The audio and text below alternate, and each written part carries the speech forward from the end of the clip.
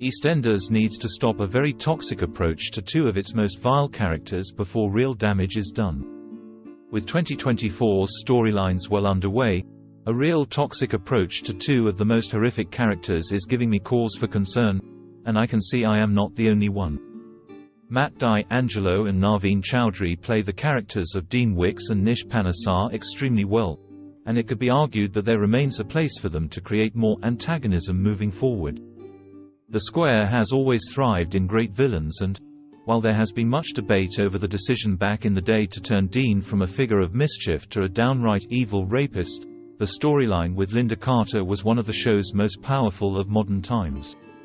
Bringing out the most dark side of Dean was, to me, not an unacceptable arc, as it lends weight to the very real truth that there are no rules on how a rapist comes across or presents themselves, or even how they have previously behaved prior to their crime. His return last year seems, at best superfluous, at worst an unnecessary twisting of the knife into a story that had ended with a realistic but painful injustice. So far, he has just been there to cause Linda harrowing pain and take over a local business in the Square where he is a pariah.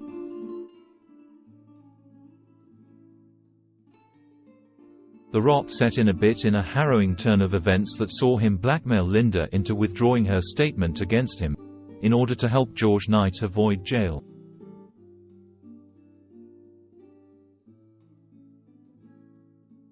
This felt grossly unfair on how Linda is represented given her resolute strength in holding Dean to accountability from the attack, something which he did actually admit to. Back presenting himself as a falsely accused victim, Dean is now embarking on a relationship with Gina, who is blinded by her sudden feelings for him against the very compelling and backed up side that Linda has. It's difficult to see the purpose of Dean's story, which is inevitably going to be a comeuppance of kinds. With Linda having done such hard work and endured such pain to build her life back together again, any eventual downfall of Dean would be bittersweet in that it has taken the shattering of Linda by her rapist a second time to facilitate it. In a soap where villains are generally written well, this particular comeback was not needed. Much like we don't need to keep finding new excuses and validations for keeping Nish around too. Following a geniusly plotted out story over the course of a year which centered on the empowerment of 6 women treated appallingly by men, finally fighting back, it feels wrong that the two most evil main players are currently suffering way less than the women. Given Dean has entered a relationship with Gina, it shocked me that EastEnders chose to repeat a similar pattern for Nish and Kat Slater.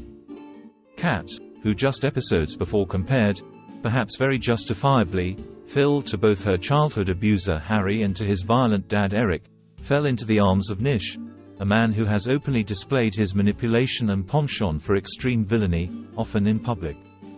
The scene in which all 6 women collectively stood up against Nish at Christmas, when he launched himself at Suki to attack her, now feels sullied given he is still holding Suki under his grasp.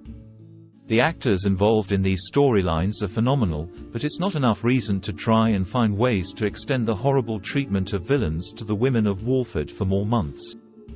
There is a danger of damage both to that storyline and even the soap as a whole if these new relationships don't reach endings soon. It's time for these storylines and characters to be put to bed, as effective as they have previously been. EastEnders has been playing an utter blinder and remains largely at the top of the game, but on this one, it might be time to cut the losses and change the narrative around the two most toxic characters and their hold over the women they abuse. Các bạn vừa theo dõi một sản phẩm của OK Spoiler. Xin chào và hẹn gặp lại các bạn video tiếp theo.